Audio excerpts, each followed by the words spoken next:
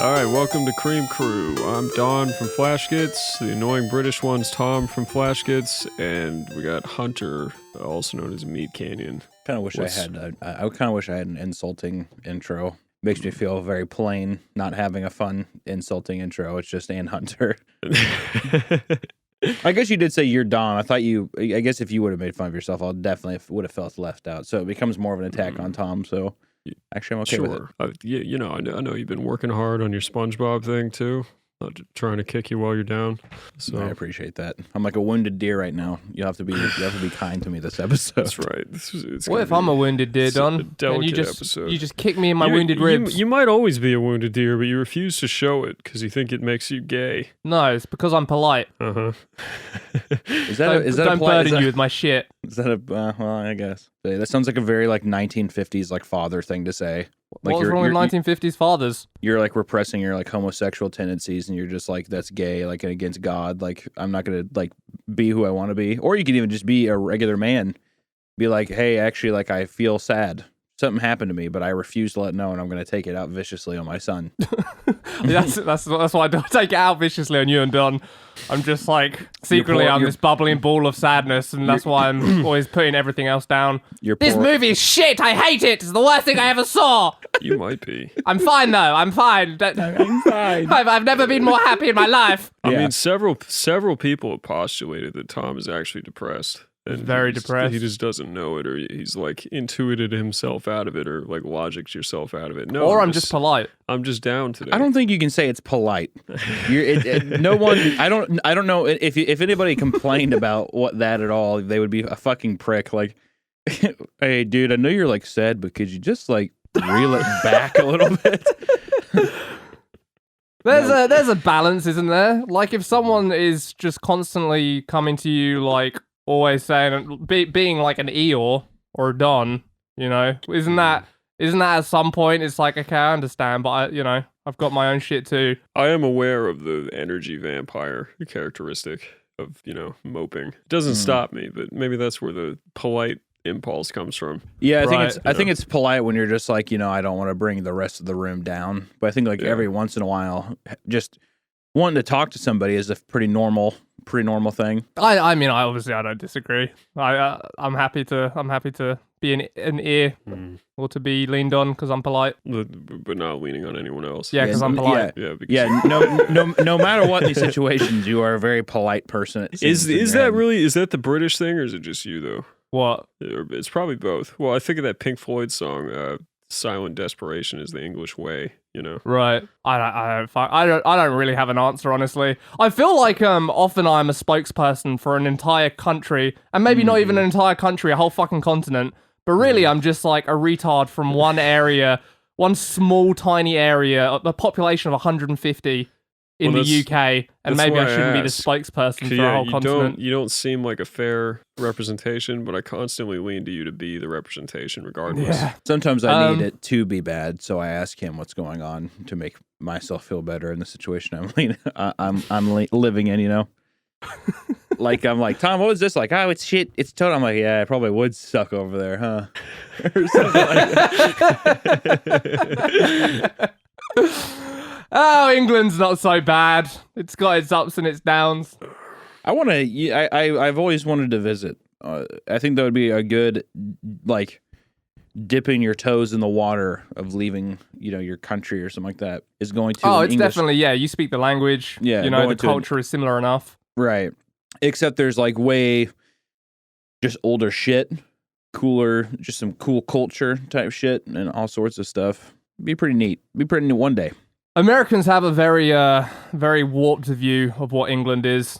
You guys all think it's tweed jackets and fucking Harry Potter. No. But, I expect it to be a very modern. I expect it to be a very modern civilization and not some kind of Hogwarts fucking thing or something like that.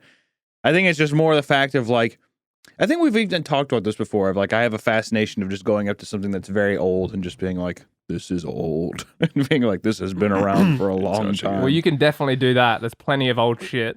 Yeah.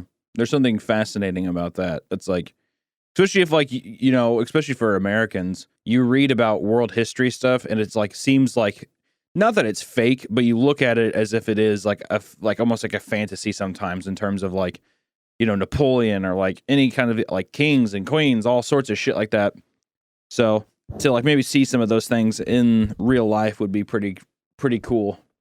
Well, you don't take advantage of it like as often as someone who's like grown up in it because it's just like normal to you. So you don't go to all these places as much as you should, which I think is like when I go back to the UK, I think I'll go look at more shit. I appreciate it. Yeah.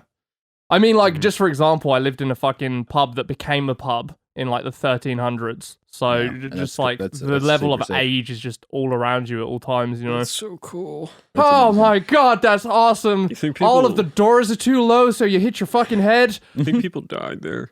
Of course. Like sword fights and stuff, you know? I don't know about sword fights, maybe. Yeah, man, there was sword fights and someone fucking cast a magic spell. 1300s in England. Someone got incinerated. Yeah. The Inquisition executed a few people. It was pretty awesome, man. I've always wanted to go to the East Coast, like the like Salem area for like witch trial stuff. I just feel like I want to be around that area of the terrible witch trial areas. Like is that Massachusetts? Is that Salem, Massachusetts? New England. Or is it New England? It's Massachusetts is New England. Yeah. Oh, okay. God, this is your country, Hunter. Am I going to be the spokesperson for America too? It's big. It's big. It's big. There's a lot to keep track of. Once I think everybody would agree, every American would agree that unless you live in the East Coast up there, it's one of those tiny places up in the East Coast. It's just kind of tucked in the corner. It's like after that, it becomes like more of like cities versus states, because like an entire city defines your state, like kind of up in the corner of the East Coast, you know, versus like out west, shit is so big that there's more stuff. We drove. I think we could have gone to Salem when we drove home from Texas back to Maryland. It was like a detour we considered, but we didn't get to. But one thing we did get to see, which was sort of one of the craziest things in the whole drive, is we went and saw the spot where Bonnie and Clyde were gunned down. Yeah, and it's like it sounds just kind of like whatever, you know. It's like a spot by the side of the road. There's like a marker, but we ended up getting there at like 11:30 p.m. and it was like a weird, like overcast night, so there was no moonlight or anything. It was just pitch black. And you drive way back in the middle of nowhere, like in these woods with these really weird, like tall pine trees, right? And there's just fucking nothing on this windy road, just like woods for a long time. And then it sort of came out of the darkness of the like the headlights and stuff. The spot appeared, and I pulled up to it and I just pointed the headlights at it, and everything was just blackness except for the headlights on the marker. And we got out and there was like silence as well. There was no deer or bugs or anything. It was one of the strangest places I think I've ever been. I think sometimes, I was going to say too, it's like when you know something incredibly fucked up has happened in an area, I feel like you're, like as you approach it or as you are in it, you instinct, like that whole deal of being like, oh, this is just a empty road or whatever. It has so much more, I don't know, lore behind it. So you're just like, oh. Yeah, I was going to say, like, not much of that sounded, like, extraordinary. Well, I'm not saying, like, oh, you know, that, like, I'm not someone that fell believes, quiet, and the moon disappeared. I'm not someone that believes that I thought that there was a magic spot. It was just, I think the stars aligned to make it was just an unsettling moment experience. In being there. Yeah. It's kind of, It's a shame, though, that it was like Bonnie and Clyde getting shot and not something like the Salem witch trials. Something cool. Yeah. Well, because the Salem witch trials, that's all more like eerie. Right. Whereas like Bonnie and Clyde, they were just some like fucking low-life gangsters who got gunned down. Right. I'll tell you something. They killed a bunch of people, didn't they? This is but it wasn't like a fucked up killing of people. It was like a, you know, again, like bang, bang, pew, pew, explosion. It wasn't like, and then they sawed through the gristle of the meat, you know? Just a different vibe. I mean, it was still just a bunch of fucking low lives that were stealing and doing a bunch of shit like that. I tell you, that's another thing that in my hometown I fucking hate, because it's the hometown of Jesse James, which was like the infamous outlaw, and we like everything it's like Jesse James Festival, all the shit we like. just because this man killed people, and I'm like, he's a fucking robbing murderer. Like, fuck this guy. Like, why do you celebrate this fucking piece of shit? And I remember one time my grandpa, who was very adamant about the philosophy that I just said. He was like, I was like, oh, Jesse James is so cool. And he's like, he's a piece of shit. Al Capone's a piece of shit. He's like, don't idolize these goddamn criminals. And I'm like, okay, sorry. And it's like, it's sexy to romanticize it because it's like, we're on the fringes of it. But if you look, I'm sure if you actually looked at Bonnie and Clyde, one, they'd probably be bumbling fucking goons and they'd just be like, we should rob a bank, Bonnie, or some shit. And then they just got, and fuck them. Like, just fuck all those people. Especially Jesse James. Like this 5'4" manlet who like who just like basically owned a gun around anyone else who didn't own it because it was a poor as shit area. And he's like, I'm gonna rob this bank I'm because literally nothing can do nobody can do anything about it. I'm taking your wife. Yeah, and then people are just like, whoa, he's a rebel. And I'm like, you are retarded. You were idolizing a man who is stealing from you. I'm like, also, he's stealing from a bank. He's stealing from everyone in this fucking town. Like, you're an idiot. We were like, you go, Jesse James. All right, well, I guess I'll go get some money at the bank. Hi, there's none there because it's there's the 1800s and there's one wooden drawer with like $50 in it. So have fun. Like, that's it. What did Jesse James, like, what did he do? Like, what's his big claim to fame? He literally just robbed banks. He was like an outlaw. Did he at least, like, do it in a cool way, like robbing a train? There's romanticized ways of like in Liberty, Missouri, there's a bank in Liberty, which is the town over. There's a bank that's still, it's like a historic land, like a historic marker. And it was one of the banks that he robbed. And it was just like, he would just go town to town robbing shit until finally one town's just like, no, like, fuck this guy. They gunned him down. But of course they sit there and they're just like, they're like, and then he approached the deal. And at this time people didn't know about him. And I'm like, it was like just like all these stories of trying to make like this like borderline retarded guy from the 1800s sound like in like an anti-hero type deal when it's like he's well, just you can kind of understand it if like goon. there's a level of sophistication to the robbery and stuff. Like you can appreciate the art if not the artist, and I would put that as if he was like fucking chasing down a train on a horse and he like jumps on the train. Like then you could be like, all right, fair play, this guy's fucking cool. Or like a bank, like there was these bank robbers in the UK who are all these fucking old boys. And they basically like did an old fashioned like bank robbery where they like drilled through the wall and like took the diamonds. Like it was all very like Ocean's 11 and shit. What do you mean old boys? Like old guys? Yeah, like old Didn't boys. They make a movie about that? They've made a ton of movies about that kind of shit of like people. But like these guys were real. Well, specifically the old guys but what I in mean the is that UK. like because it is real, people have like taken that form, like that format, and like done it with like other stars and shit. Yeah. Well, my point is like they're still like robbing cunts, but you can appreciate the craft. You can I think you can appreciate the craft whenever it's like they're drilling through walls and it's like very secret and they just do it and be like, you guys don't even know that you got robbed. That can be cool. And then some fucking broad like reveals it to everyone because the can't keep their goddamn mouth shut, which is what happened. but whenever you have a 5'4" manlet with like a foot that's 2 sizes bigger than the other foot, and he like walks in firing guns at people. And he's just like, give me the fucking money! Give me the money! I don't think anyone could be like, my God, the craft. The craft! The truly an artisan of his time. He's just like shooting a woman's dead body like 7 times. He's like, it was all about the look, though. Well, beggars can't be choosers. He didn't have a signature hat or. No, he just looked like every other fucking poor idiot in Missouri at that time, I guess. He had a pair of blue jeans that he never washed, so that like everybody, I imagine everybody's blue jeans back in the day were just so crispy. Just crispy jeans. And they put it on and it was like their leg holes aren't circular, they're squares because they've just like formed angles and they're just stuck. And he's like, well, I'm gonna put on my 14-inch long jeans because we're all short and fucking stupid, and be like, boop, put that on. He had fucking like probably like 7th generation cowboy boots because they're just like, we can't afford new shoes, Jesse. I'm gonna have to. He's like, that's why I robbed, because I wanted to buy my whole family new cowboy boots. We had to go out and steal so I could go back and give my mom some bread. Yeah, he's okay, but now you're making him sound like some Robin Hood-esque character. Exactly, rising. No, well that's what they're trying to want you to say, and it's like still, even if it was, you'd be like, okay, hi, calm down. How about you just go get a job? How about you work the farm that your dad owns? He's like, it's not much, but it's an honest living. He's like, no, Dad, I want to have money now. Like, you're a prick. Fuck you. Is that what it was? Did he have, like, his dad had a farm and shit?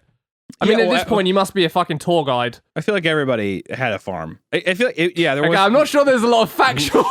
You're like, well, I'm not sure, but I feel like back then, everyone must have owned some land. I will 100% say I am not an expert. I just remember stuff from, like, field trips as a kid and various other things. Like, in the town still, there's still his home. There's still his, like, childhood house in Kearney. And they still have the whole of where... So how he died, I'm pretty sure, was he got gunned down but the night before he like was home, and then like a local militia came up with like cannons and just blew the fuck out of his like family's home. And there's a giant. Dude, that's so fucking badass. And they have like one of the cannonballs that shot through. But I guess that his mom and like his siblings and stuff were there, and they're just like, "Oh my word, Jesse, I think they're here for you." While the house is being just like blown apart, it's like, yeah, they're probably there for your fucking like menacing, terrible son. Just like push him out. It's the 1800s too, so you all have like 7 children. You'll be fine if you miss one, type deal. That's so funny. Well, he's got 2 revolvers. We got to even the odds, and they fucking bring up artillery. I love it. I just like how it's that's like the gap in control of like we have one local man who's probably drunk and he has like 5 bullets in his pistol. So that is the literal like I am the keeper of justice and order in this town. and then it's just like after that it's like, well, we can't do anything. I guess we'll just call in the army. And then the army sends in a fucking brigade of people.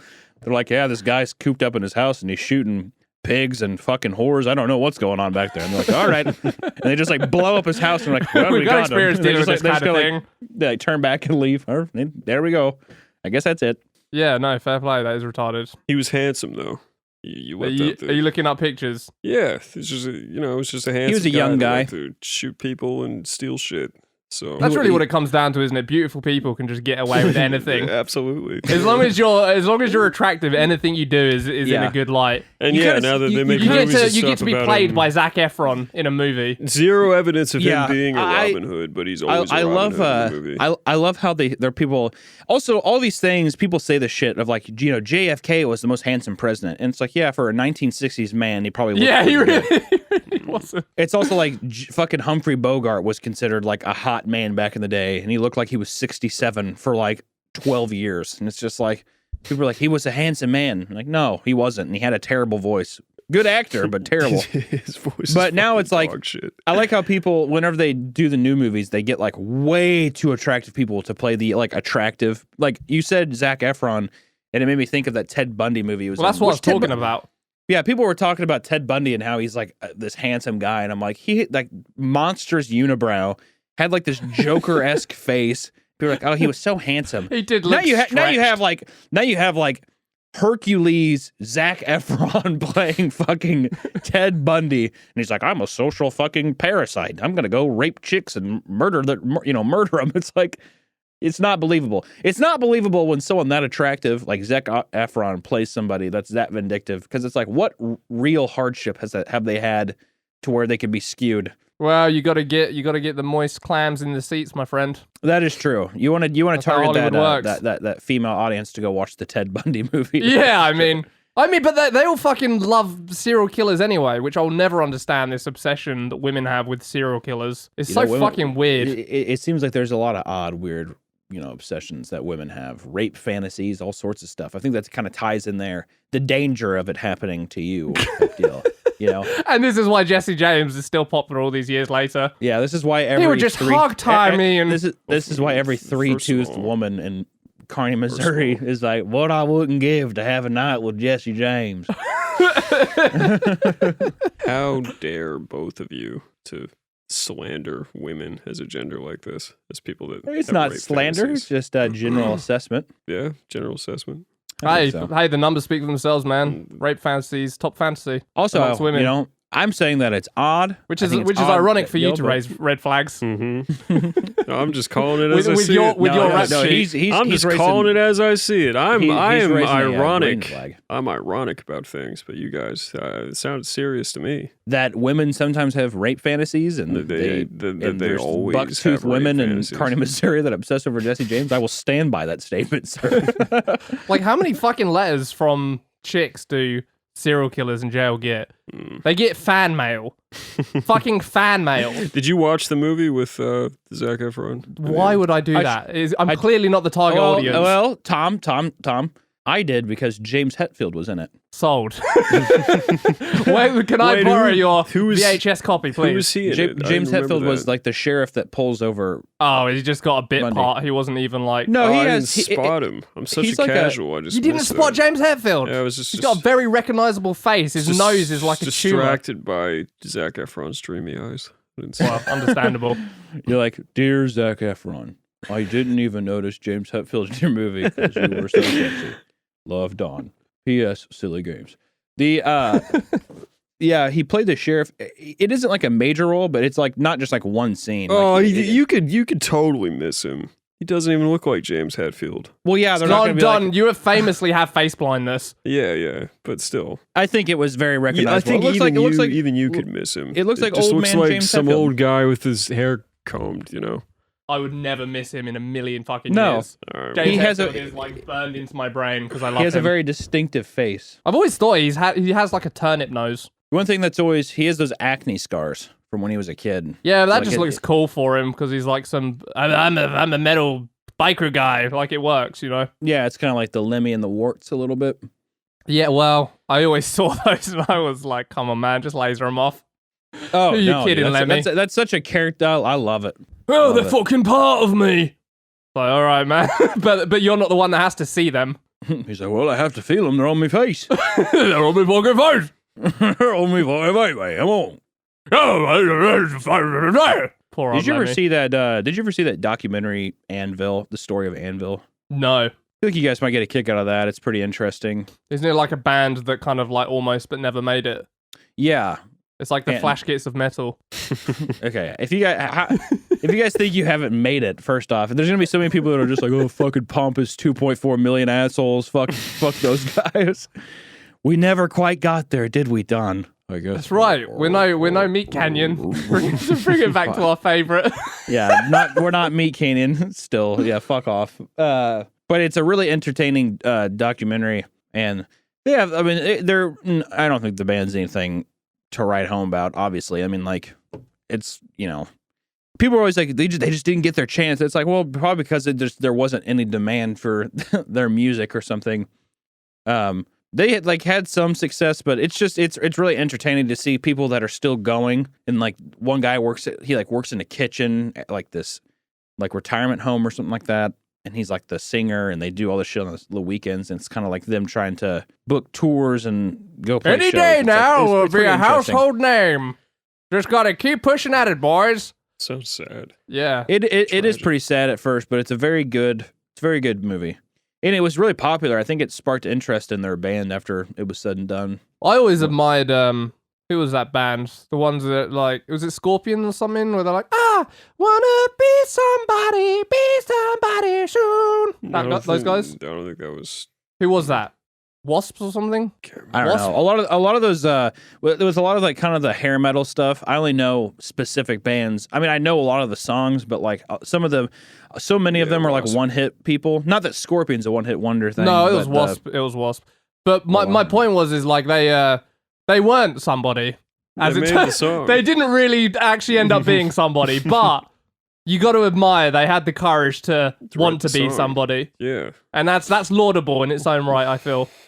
Yeah, that whole era is just a good fun mess of terrible songs, like just like terrible lyrics and just upbeat guys doing blow and getting head from girls, and it was like, you know, and immediately as soon as the 90s came in and a new generation was just like, I'm actually sad and I don't like my parents and I don't want to talk about partying. They weren't polite. And hair metal died. That's one of my favorite Vince Neil things is he's like, you know, Motley Crue was on top of the world and He's like, all of a sudden the 90s come in and kids want to talk about being fucking sad instead of doing blow and fucking chicks. He's like, what the fuck is that all about? I'm like, well, Vince, it's probably probably a different experience when you're not a fucking multimillionaire. He's like, what do you mean you don't want to listen to me be like, The weird thing about Motley Crue is their early stuff vocally with him was just dog shit. It's crazy. His vocals have been enough dog drugs, shit the man. entire You don't need time. to worry about it. I hate his vocals so much. I mean, I've always liked Kickstart My Heart. I like Hot Tub Time Machine, like the classics when they roll those out. But I like Kickstart My Heart's a great song. I don't think that his voice really. well, makes yeah, it I mean, they better. hide The it only thing by people like give a fuck gang about- vocals and the only time that you like the vocals in that. the only time you like the vocals in that song is whenever everyone else is singing. They're like, oh Yeah, the gang vocals. They're like, okay, thank God. He's like, I get high speed. When you start to want to be high, my love kicks down my heart. You're like, God damn, it's just draining. It's like Brian. Like, there's something weird about. You love AC. I love AC. I like Brian Johnson and Bon Scott, their vocals, which is you could say is very comparable. Like if I did an impression of Vince Neil and Bon Scott, they're going to be the exact same because I can't really get into those. No, but he knew how to wield it. He knew how to swing it. Well, also, they're just their voices are, which is just Vince is just. It also, any live performance. I know it's become kind of a meme over the past couple of years, but any live performance Vince Neil does, he doesn't actually say any words when he sings. He just kind of like especially as of late, because he's a big ball of fat and shit. But even if you look at like the 80s, live performances of him, he's like, why so boldly there's no actual word being said. It's just him kind of just screeching into a microphone. Did you ever watch The Dirt when that came out? Yeah, it was terrible. Yeah. I fucking hated that. It's just so funny watching Nikki Sixx trying to spin their whole thing into like him trying to find his father, Yeah, maybe you just wanted to fuck a whole bunch of girls and do blow. Which you can say that and it's fine. You can be like, yeah, it was awesome. It was the 80s. My dick was wet all the time. I liked doing blow. I liked fucking, and after a while, heroin was my deal. I died. We made a bunch of money. Boom. That's my life. What's so funny about the movie is they try to do both. Like it's kind of like celebrating it, but also like actually, it's the most. I didn't need any of that. It's the most masturbatory thing I've seen in like a long time. Of like, we're Motley. Even the voice. As soon as I heard the voiceover in the movie, I was like, this is gonna be bad. It's like the first thing he's like, we lived off the Sunset Strip. And we had all the best parties. And it's like Machine Gun Kelly as Tommy Lee, like eating out a girl. I was going to say, like, did the bug-eyed guy from Game of Thrones, like, really sell you on the movie as a casting Ramsey choice? Snow's the guitarist. They're like, Ramsey as! Fucking Machine Gun Kelly as! It's like, all right, well, honestly, the Game of Thrones guy was probably the only thing. I thought he played a good Mick Mars. Well, he's probably a good actor, but he's the wrong cast. His character he's the actual was the only sort of emotionally resonant part of the movie with like his I don't know, maybe it just hit close to home with me with the spine stuff, but they could have turned that movie into a really good comedy and not like a Remember the Titans-esque documentary type deal about like these spoiled kids from the valley who got everything they ever wanted. But his dad and then Vince Neil, they make it they swipe so much shit under the rug for Vince Neil. They're just like, yeah, he killed a guy drunk driving. But his daughter died. His daughter did die, guys. And it's like, yeah, but you kind of glossed over that part where he killed that guy. Remember that? He's just like, and then he kind of just got off because he was in Motley Crue. He's like, oh, but his daughter's dead. His daughter's dead. Don't you feel sad for him? Didn't they push, somebody fell out of a window when they had a party or something and died? I think so, yeah. They literally got away with murder. There was something insane like that. But a lot of, especially in like car accidents and stuff, a lot of celebrities get away. I know Matthew Broderick, Ferris Bueller, he killed somebody. Really? Yeah. He seems too wholesome to kill someone. Well, he did. He did it. He did. But yeah, no, that movie was just, goddamn. I hated it so much. Especially like every character is so unlikable. The guy, like Nikki Sixx, so unlikable, which he is in real life, but you should have pushed that to the point where it could have been a comedy. Like if they're sitting there and they're just like, if you're going to do the cheesy voiceover thing, at least like if it's self-aware, it becomes kind of funny. It's just like, we had all the best parties, and it just shows like, you know, a girl getting fucked and like a guy on the ground outside. He's like, you know, my girlfriend or something like that. No! Something like that would be funny. But instead it's just like, look how badass we are. This happened 40 plus years ago. It's awesome. And that whole scene with Ozzy was like, the stories are cool, but like it was done. Wait, so Ozzy was in it? No, there was somebody playing young Ozzy when he was like Or, blonde. I mean, No, like, I know the whole Ozzy deal- wasn't in it, but like they portrayed Ozzy. It's the whole. He was. They were at like a pool, and he like pisses on the ground, and then like licks Well, it up I'm or fucking Ozzy something. Osbourne. How's it going, lads? It's just like a 1 second. No, it was a long scene. No, It was, like, it's a 15 long minutes. scene where even Ozzy is like drunk and he's like naked. And they're just like, yeah, like Fuck this is yeah. awesome. And it's like, No nothing way. there's nothing cool about like when you're watching it, you're just like, this is not good. Like this is like why is he doing this? Like nothing What did about he it. I'm do? like, oh, he's a I think he peed on the ground and then he like licked it up. he peed on the ground, to licked it prove how up. He crazy snorted. he was. He snorted fire ants, and then that's he right. like flashed people. He had like a muumuu on, and he like flashed people who was naked, and he like bent over and had like a dollar bill between his ass or something like that. And like, but the deal is It's that a it kept long God, scene. edgelords really didn't have a whole lot to live up to back then, did they? it kept cutting back to the guys from Motley Crue though sitting at the pool, and they're just like, yeah, yes, Ozzy, that's all that dude, yeah, and they would like clap hands and shit. Oh yes, and I'm like putting myself in that shoes. I'd be like, man, Ozzy's really off the fucking deep end, huh, guys? Like I wouldn't be like, dude, Tom, yes. Did you It's see? just so like fucking lame. Like, what if I it was put a lame. fucking It was dollar so bill between lame. my ass? It's like, yeah, It was- cool, man. Ha! It was so lame. And then they tried to spew it after he does all this. Then he like climbs up on this lifeguard stand. And he's just like, listen, the drugs and rock and roll are only cool for a little bit, but you just gotta watch yourself. I'm like, why are you trying to have Ozzy be this like Voice of spiritual reason. guide? Like right now, I'm like, this is like by far probably the lowest point in his life. Like, and if you know anything about Ozzy, like early to mid 80s is just a detrimental time of like him just doing copious amounts of drugs and like coke bloat out the ass, tons of shit. Maybe that's how it actually happened, dude. Maybe he gave that speech. Maybe that's historical.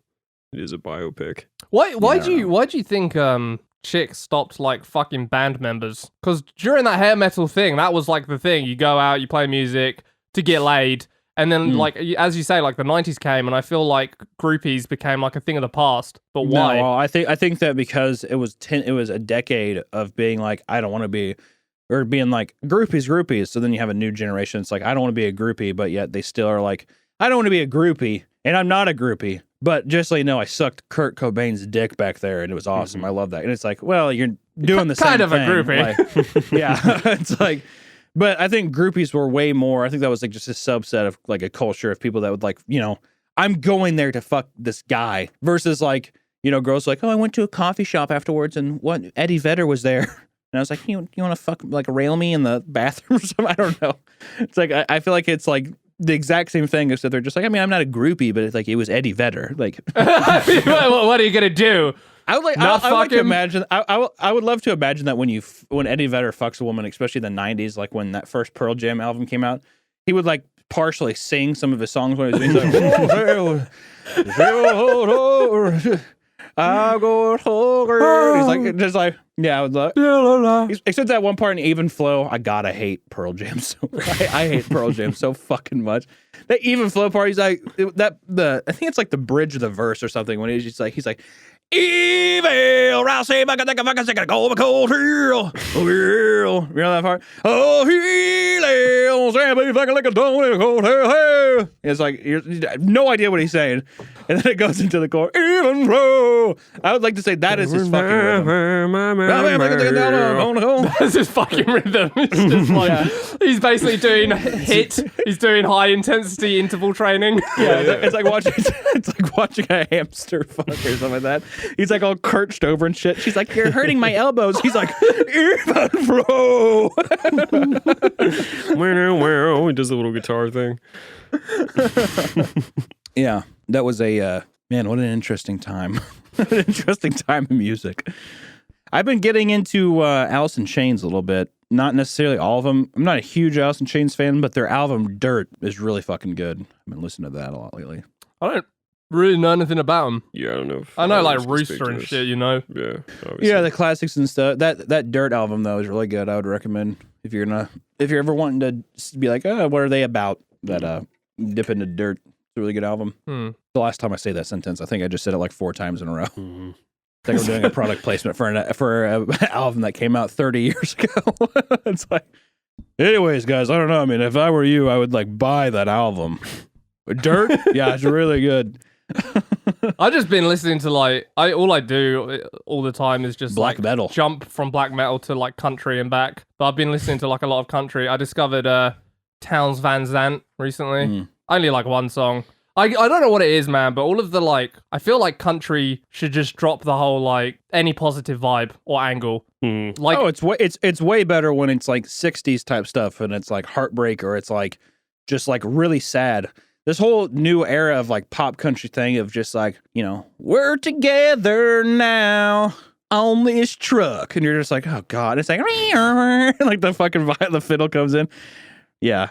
It's way better when it's like Johnny Cash era type stuff or just like 60s and 70s country's really good. To be fair, though, I did like pop country in like the 90s and early 2000s. I think it might just be nostalgia stuff. That reminds me, the results of Buckle are in. Mm-hmm. And apparently And it know. was ubiquitous in redneck states only. No, there was other places, but I saw Yeah, many man, other I'm from fucking Ohio. I love Buckle. There was a Buckle on every corner. I saw people. Fuck Tom I and saw Don. people in California. I saw people in New California. York. I saw people all over the place. Yeah, man, Louisiana. That's right, Buckle. Loved it. Also, What are you talking about? What are those fucking shitty slicker cucks talking about? Buckle was my home. the results are in, and yeah, there's still a chain. That's all I wanted. That's all I wanted to Birmingham, know. Alabama, reporting in. Yes, Buckle, big time store. Birmingham, do you have your results? Do you have your results, Birmingham? Birmingham reported in. Lived in a shop above Buckle. What the biggest thing I gathered though is that it's literally just in shopping districts or like abandoned malls or like outdoor shopping places that no one goes to anymore because it's not like 2008. I'm really it's interesting that the shopping mall was a very big culturally exported pastime to like the UK of what American life was like. It was like, well, you wake up in the morning, you have a table full of food, you eat one piece of toast, and then you dash out the door because you're late for something. Then you spend at least 8 to 12 hours a day at the mall, and then you go home and you pray to God. And that was like the average American's life. That was the perception of it in like the UK. But when I came over here, like malls, they're just fucking dead, man. There's no one there. It's Amazon, obviously. They were you know, at a time they were popular, especially like then I think it became more of like the outdoor shopping complexes where it was like it's basically a mall. It's just outside, like it's just more of like a general area of shops and It's stuff. called an outlet mall in the UK. Or an outlet mall or whatever, sure. But I think no matter what, it was always a place for like basically kids to just walk around and hang out who probably had like no money anyways, but they're just like chilling and walking around stores. Well, they make you look awesome, but it's not. I mean, it did used to be like that. No, that's what I'm saying. Is it used to be? But what now did it's they just do? nobody wants to fucking do that. No. What did they do at the mall? Well, you just walked around and You walked around, just chilled with went to your the friends. food court. You got some Chick-fil-A. You know, sat by the fountain. You're not selling it very well. You do I'm not- like I'm an not- I'm early not saying YouTube I'm not- social experiment video where you like fall over and people look at you like you're an idiot and keep walking. Oh, that was great, guys. Did you get that? Sick. Oh, awesome. I'm assuming girls went there because they, you know, I don't know, they're hanging out as well. But I know partially some like me and my friends and stuff would go there because you know it's like we're gonna pick up chicks, but really you're just like 16 and you have nothing else really better to do with your time. And you can't legally do it like hardly anything. You know, it's not like we'd be like, let's go get a pack of smokes or something like that. It was always just kind of like, well, I guess we'll just drive around and might as well just drive to the mall because there's a GameStop in there or something. That's kind of that's maybe an interesting difference. Like, because I remember we call them shopping centers in the UK. They're not really called malls, but like people would go there. But what you'd do is you would go to like the parks nearby and just like drink and stuff. Man, it's thinking about it. I don't think you could get away with a lot of that stuff like in the States. Like we'd have policemen or policewomen come up to us and be like, you guys aren't doing anything you're not supposed to be, right? And we're there with, obviously, we're intoxicated 14-year-olds with, like, plastic bottles of vodka. And we're like, no, sir! And they're like, okay, all right. It sounds like stories from my mom when she was, like, in the 80s and stuff when she was young. And, like, police officers, like, you'd just be drinking and driving even, or you'd be doing stuff. And then, like, a police officer would be like, all right, guys, pour it out. Come on. All right, you know what you did. All right, sounds good. And then like, you'd walk off. Now, and like, especially when I grew up in my hometown, there was police officers at everything. At our, like, homecoming games, even at, like, not huge football games, there's cops there, and they're, like, paroling the playgrounds around the fucking deal, being like, what are you doing back there? We're sitting and talking. Get out! Get the hell out of there! You're like, goddamn, dude, okay. Which, to be fair, it could be different because it's a small town type thing, and every cop, I will stand by the statement. If you're a cop and you live in a small town, you were bullied as a child, and you want some sense of power for yourself now, and that's 100% why those cops are the way they are. Is because they were probably some fucking loser in the school where people were like, Greg shit his pants, look at him, we're going to call him Beans for the rest of the year. He's like, don't call me Beans, guy. And then he graduates and he's like, I'm going to go to the police academy. I'm going to take over this town or something like that. That's pretty much that. I stand by that being the, every officer is Beans. Did they used to call you Beans, Hunter? Yeah. After you shit your pants? Did you have an inkling of a thought that I want to be a cop for a minute? No. You did? No, did you, Beans? Oh, no. In it, Beans. Okay, Beans, all right. I wish. I tried. Actually, I was like, you know what? I'm not going to follow in the footsteps of the other Beans. I'm going to become a Firehouse Beans. And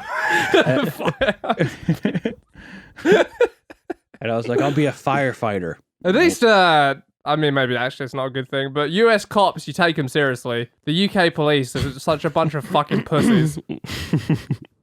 You're like, oh, it's the police. Oh no. The only thing I've ever really seen of like UK police is just from that Hot one Fuzz? the Reno 911 episode where they get a British police officer coming over for training, and he's just like this like horrible menace the entire time. He's like all cute and stuff. He's like, yeah, I have a tray of biscuits. And they're all like, oh, he said biscuits. We call those cookies here. So they're like treating him like a child. And he's like, anyways, yeah, so here we go. I guess I'm going to be with you today. And the guy's like, yeah, cool. And then like anytime they pull over people, the guy just like blackmails them and fucking mugs them all sorts of shit. He's like, oh yeah, we don't get guns over there, and this, overseas. He's like, yeah, can I hold it? He's like, you want to hold my gun? He's like, yeah, I just want to hold it. And like goes up to like the car and just fucking busts in the window, and he's like, give me your fucking wallet to the guy. It's really good. Yeah, not in my experience, honestly. Reno 911 is it like comes in and out of my memory of like I really forget about it. It's never just like always there and being like, and it's odd because I love that show, but it will, yeah. There'll be like just odd times where I'm like, I just need to binge watch this show. It's really good. I love Reno 911.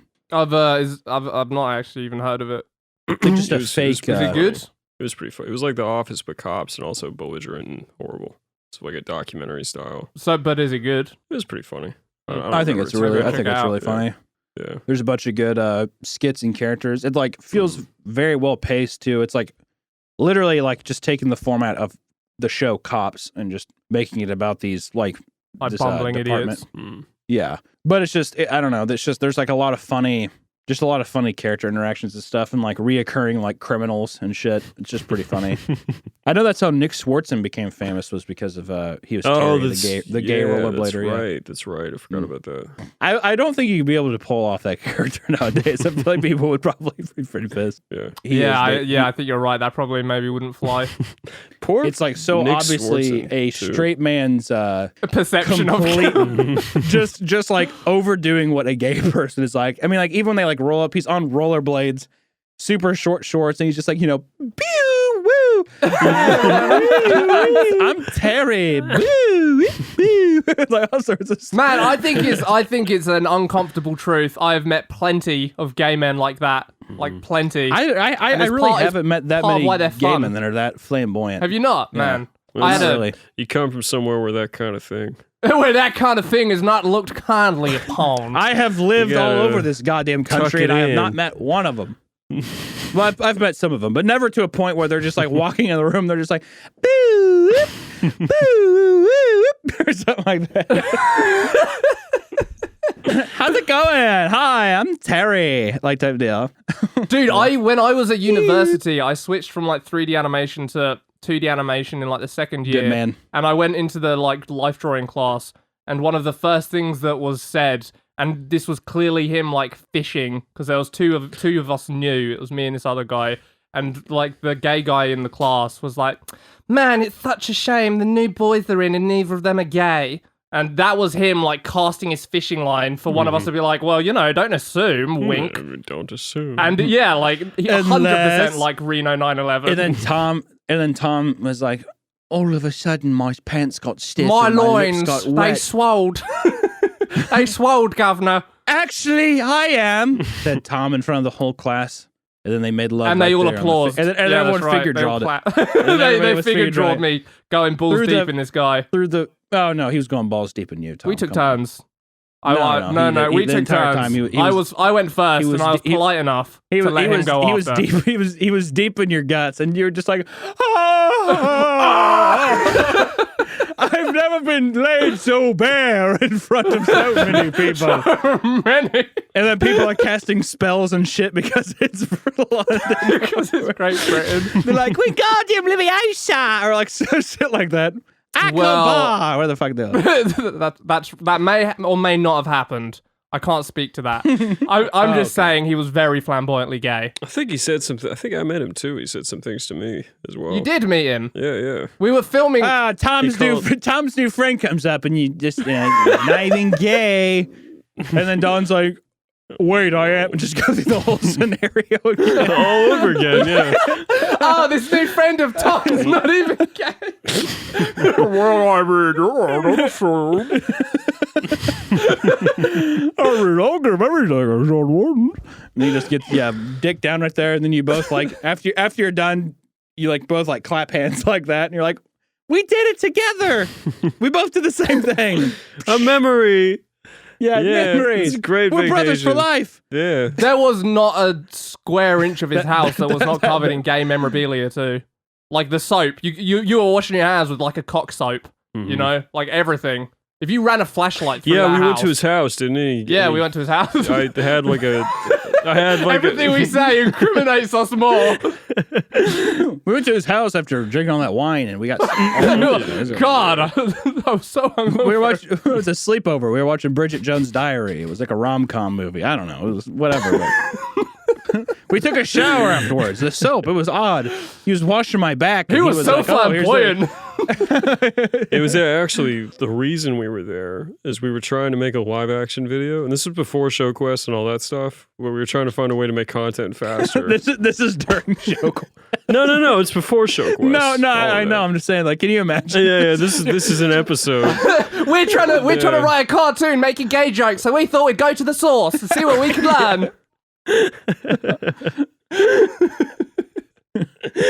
Just a contrived scenario for content. That's right. Right after the Zelda one. Yeah. There's going to be gay jokes in this Zelda cartoon. Oh, nice. Hey, talking about that Zelda thing, when do you think that's going to come out? Yeah, okay, Hunter. Mm-hmm. What were you going to say, Don?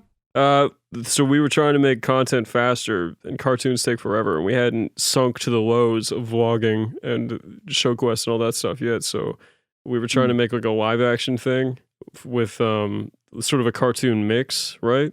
And I remember we made like, it's just so sad. We made a Tinder profile to serve as a casting call because we needed like a really attractive girl. Dear God, did we? You don't remember that? No. And all the pictures were like parts of the end. Oh my God, like, you're right. We're a huge YouTube channel. We're looking for girls.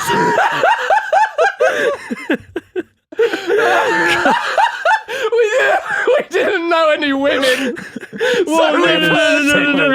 No. You didn't know any women. I was visiting the fact of the matter you. is that you guys are like, what, 22 at this point? Well, when you say it like that.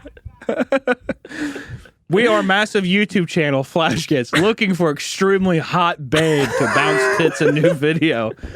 Yeah, we didn't get any bites, did we, Don? More or less, yeah. Well, that was part of it, though. I think we were too big pussies to actually put our channel name in the ad, so they just kind of had to take our word for it. That we weren't some casting couch, fake taxi, fucking sting operation.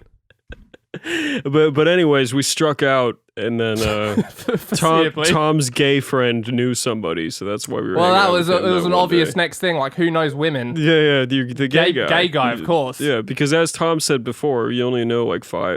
Was that this? We have a conversation recently. We only know like 5 women. Basically, it was all your fault that we had to do a cringy. Hey, I did reach out to some of my on your sister's home friends. turf. I just wasn't. You let the most socially retarded person reach out to them, and I was like, "Hey, we're making a video where you're going to be portrayed as this disgusting fucking whore, and we think you'd be perfect for it." I literally said, like, I think you'd be perfect wasn't for the this premise that we like went inside of them and yeah, like we went inside of them, and it was like we went to this like play place, like it was like an adult play place. It's kind of one of the most bizarre places I've ever been in my life. It's something in England where they have like do you remember play places Hunter, when you were a kid? Most of them are closed down, but you would go and there's like ball pits and stuff, and everyone's like kids, trampolines you and pay shit to get in. Yeah, it's like an indoor thing. Yeah. So they have that for Yeah. adults in England, and they and sell you can like drink whilst drinks you're and there. stuff. You can like drink and like go down the big wow. slides Yeah, and shit. It's fun. but anyway, me and Tom go there with Jenkins from MAShed, and me And and a Tom camera. are and a DSLR. camera. In our unicorn outfits. Wait, Justin, should we think about putting Jenkins' name in? He agreed to this. He was 100% on Okay. board with the concept, so he will be, you know, He's like, 8 years besmirched in ago, the he was coming down with us. He was down. So I think it was 5 years ago now. So It was we went to the play place, and yeah. So we went to the play, and we may or may not have been wearing unicorn onesies. And there's all these like, you know, cool kids getting drunk playing, and we're just there trying to make our stupid fucking video and like lining up the shots, then having to like wait when some people like come in ran and play. past it. Dude, I don't think I could do that. Oh man, that'd be so hard. Predictably, this video never saw the light And the of footage day. has been twice deleted, like extra deleted. Do you have any of the footage from it though? No. No, So- we realized. someone woke up from the fever dream that was this. By God's experience. fucking grace, we realized that this was the worst idea we had ever had, and we deleted it all. Done. This is terrible. yeah, it is terrible. Yeah. I mean, to the girls' credit, who we eventually somehow tricked into doing it. I mean, we were looking for a 9, we ended up with a 6. But beggars can't be choosers. Wow, what a fucking like porn like casting director thing to say. We were looking for a 9, but we ended up with a 6. Well, that's what happened. all It's right. the truth of the matter. They had those kind of eyes that look in 2 different directions at once. It's funny how you just forget these things, and then when you start to remember, floods back. It floods. Yeah, it's like a magic key to a giant door. Yeah, I remember I was supposed to be like holding a heart, or is it, had like a couple. Did we pull out a heart from her pussy? Like we would like reached all the way up and like pulled was the that heart what out. it is? Was Might that have what it been. is? Can't remember. Jesus Christ. She was a good sport about it actually. Yeah, she was She great. was great. But yeah. I mean, it is just acting or whatever. It's, you know. I mean, But it yeah, felt like so much more, Hunter. She was like the object was of intimate. our like weird incel script, you know, unironically incel script, doing all this stupid bullshit. Yeah, I think I like covered my hand in ketchup because it was supposed to be bloody with like a cartoon heart in it, but we never got to the cartoon part. She called me weird. Didn't make it that far. Huh? She called you weird. She said you're weird in a good way. And I was like, I don't believe okay. the last part of that. That was a save. It sounds like a neg. She was coming for you. Oh, yeah, well, you know, I was looking for a 9. Yeah, if she was the 9, maybe, but she was a 6, and I just don't swing that low. I've got standards. Yeah, I got standards. Anyways, guys, if we can get back in the position where I can rip this heart out of your pussy, that'd be great. Yeah, that was a good video. Glad we did it. Some might say there's incriminating photos of Don to this day. We don't know about. Really? Do you ever think? I'd in actually all be honesty, interested to see those. If you have those, it'd be very funny. No, I'm just making it up. Oh, that's too bad. I am curious though. Do you think that the Zelda cartoon will ever be done? No.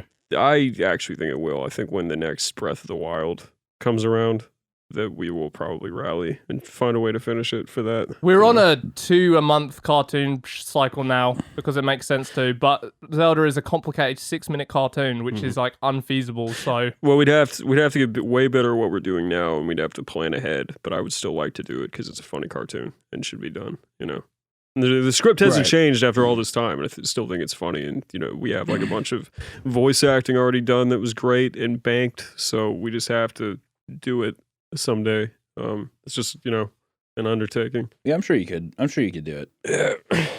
Did your parents support you when you first started animating, like on Newgrounds, or did they just think you were like wasting your time, or it was just like a weird, you know, silly thing?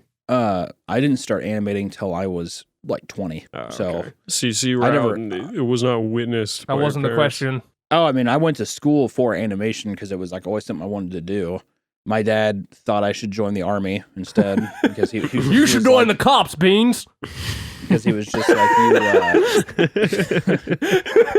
he was like, because my dad was like, you know, if you join the army, blah, blah. He's like, after 4 years, they'll pay for your school. But I'm like, after 4 years, I feel like I'm just not going to do this. I'm not going to go to school to do this. So I ended up going to school for that. And the first year at the art school was like very much, it was called Foundations. And it's like, you don't really even, all I wanted to do was cartoons, but it was like more experimental shit, kind of like pushing you in different ways creatively, which at the time when you're 18, you know, I was just like, this is all stupid as fuck, blah, blah, blah. Like, I was like, this is so lame. Whatever. No, you'd still be right.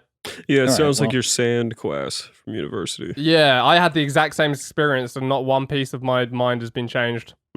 Yeah, well, there you go. But but it wasn't until like sophomore year that like we started actually animating and stuff. And I don't think I uploaded my first cartoon till sophomore year, which would have been like 2013, 2014 to like Newgrounds. And like I don't even think I uploaded. If I uploaded it to YouTube, it's probably on like a different account or something like that. But yeah, because the thing about it is, with animation, is you could try it and be like, I hate this. And now you've sunk a year to just get to that experience of getting to try it initially, you know? Well, if you want to be an animator, like realistically, I feel like you will kind of go in with a base understanding of knowing that it's like a kind of tedious, difficult task. But as soon as you even just do your first ball bounce or whatever, I feel like you're hooked. Of like, it's just so satisfying seeing it come to life and stuff. And I remember after like that first test of like the ball bounce, and we did like some fundamentals type stuff of like a thing swaying until it goes to the end, and you know it stops naturally. And the first semester was all light box animation, so it was just pencil and paper type shit. And then junior year we did like finally went into digital stuff, and then senior year we had like make our own film and everything. But I guess my parents took a half measure. Especially by that time too, I'm pretty sure I already realized that like the college degree is like basically fucking worthless. Yeah, costs like 40 grand, and it's worth nothing. Really, college education for me, I was like, you know, I have no desire to be a doctor. Like I have no desire to learn anything that like is in a specified field. Like I don't want to be like an astronaut. I don't want to be a doctor or something, or like a lawyer. Well, that's what I was getting at. So my mom, I mean, both my parents were always supportive, but my mom insisted I get a liberal arts degree versus go to art school. Because I guess the catch with that is if you wipe out in art, well, at least you have a bachelor's degree in something, and then you're sort of qualified for other stuff. If anything, the only thing I really took away from college was one, I met my wife there, and then two, it was a necessary first step. It was like a good, healthy step forward in like branching out of my comfort zone in terms of like, honestly, like more black people, transgender people, stuff like that. Like things that you don't think will make you uncomfortable until you are around them and you're like, oh shit, like this is different. Like it's very different. It is like you're in like a small farming community where there's like one black kid and you're like, I'm not. That's a black person, Hunter. What's a black person? What is that? No, not necessarily that. It's just, you know what I mean. It's just like we don't. It's just like these cultural differences, these cultural differences and stuff of like you grew up in like a farming community where it's just like, yep, God and you know your country, like that's all that matters. And then you go to art school and there's like transgender people and they're just like, fuck God, there is no God. You're we're all dead. And it's just, you are approached with all these new feelings and stuff. But I think that's like, was such a huge pivotal step for me of being like more comfortable to like move to like LA or like do all these different things, because it felt like, I don't know, you get that jitter out early on of being like afraid to do things or afraid to associate with new things or, be open to new things and shit. It's a transition into independence, but it was like an important experience for me too, but weighed up against student debt and stuff like that, and the skills it itself actually gives you moving forward. Oh, well, it's you not didn't have worth it. student debt, though. Well, yeah, so I didn't have to pay for it. I was lucky. I got a scholarship, but I would not. Oh, wow. I would not have paid for it. Like if I knew what I knew now after I went through. Like it ultimately, Oh, I mean, get dude, so depressed looking at the fucking $40,000 I owe, and I'm like, what did I get out of university again? Oh yeah, I got railed by some gay guy in the first fucking class, and I almost got kicked out for making a cartoon that was like maybe critical a bit. I think there's a big part though of finding a fine line of also something that helps you socially and helps you. There's so many things of like when you're out on your own in college for the first time too, such a big part of yourself is how you interact with other people, how you form relationships with people. I was sitting outside the art building on a quiet Saturday in this bench that I liked, just like staring down at the campus, and then this like chick with like this dude with a camera came to film a fan music video of Let It Go. Oh man. So now I'm hearing her bellow "Let It Go" over like this, sculptural thing outside the building for the duration. And to be fair, to Hunter's point, that will train you for LA. Absolutely. I think it trains you in the sense of like, it trains you for like being, because maybe at first you're just like this person's been filming a Let It Go thing for 9.5 hours, and like you have already you hate them in your head. You're just like, I hate these people. But then if you got to know them or something like that, it breaks down those barriers a little bit. I honestly think so. Getting I think to know them did not help. I feel like at least one podcast needs this story because it's important, and this seems like a good moment. But you guys are probably, I know Don was a part of it, but we told it on the podcast about how I almost got kicked out. I don't think so. I don't think we had it in an episode yet.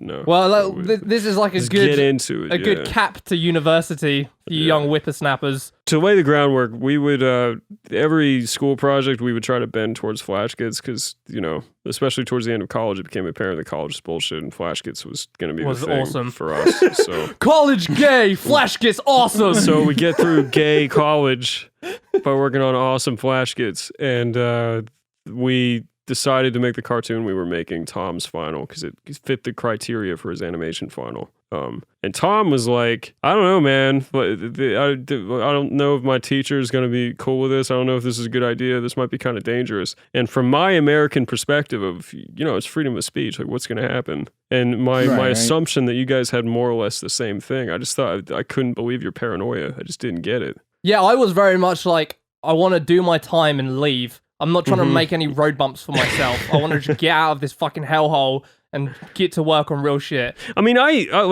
knew that, you'll get some glares if you're a little subversive, but I never, ever expected that anything else could come of it, that it would just be anything less than, Basically, I showed, like, the project because we put it together, or, like, most of it together, and the teacher, who was just this, like, I don't know, some crazy Spanish bitch. She was like, no, like, what you need to do is if you've seen that cartoon, it's basically like this, like, kind of crazy social justice kind of thing, this woman going and, like, demanding a job, right? And the teacher basically said, for this to be okay, you need to put in, like, white guys blocking her pathway to that job. Mm-hmm. And I obviously didn't do that. So the next time we came to show it, none of those changes she demanded had been made. And she said, right, I'm going to have to take this to an ethics review board because this is not okay. Like, this is potentially, I don't know, like, unacceptable. An ethics review board. An ethics review for the criticizing consequences feminism. of which would be me getting kicked out if it didn't go my way and not getting my degree. And it's not like I'd get a fucking refund for the tens of thousands of pounds or dollars so you or whatever. still swallow the student debt, but you don't get no degree. And at this point, I thought a degree was, like, a necessity to get to America. It turns out it wasn't, but, like, those were the stakes to me. And yeah, I mean, long story short, they had a fucking ethics review committee that I was supposed to be, like, invited to, but wasn't. I didn't get, like, my chance to take a fucking stand and defend. So stupid. Yeah, long story short, I almost got kicked out of university because of it. And I mean, I've got to give like credit to, because it's like an anti third wave feminist piece or whatever. But like this one teacher who was also kind of like an ardent feminist, because they all are. She was actually on my side, and I have to assume that her like finger on the ethics review board was like one of the reasons it didn't go against me, because she was actually cool. But yeah, I mean, like, it's so silly because though that tune is super harsh, I think it's like such a petty thing for a teacher to be like, you aren't agreeing with me and stuff, because it's not like, also it's not just like, it's a silly cartoon. Like, it is making fun of like social justice things, and it's saying points and stuff, but it's like, I wouldn't say that it's trying to sway the viewer to be like, let's firebomb fucking feminist like rallies or something like that. You know what I mean? Like, I don't think it's just it's a crude cartoon. It's like a, you know, anti-culture type fucking crude cartoon and stuff. It's so odd of being like, this is not okay. You have to have this in there to make it okay. And it's like, I can put wherever the fuck I want in there, and it's okay. Well, that's the thing. Like, I can't. Like, that was the whole deal. Like, that's what I couldn't believe. And you even wrote wrote like a 20-page doctorate dissertation at the end. I wrote like a. It was long. It was like a little novella that you had to write explaining why, you know, this is cool. Well, that's what sways the other teacher is she read my like essay on why satire is like a necessary function of essentially just an society explanation of freedom of speech to these people. I had to basically. I was like, look, we need a First Amendment, guys. I was the proponent for the First Amendment in the UK, but yeah, I don't know. It was fucking stupid, and that is why I don't go to university, because it's a giant propaganda mill.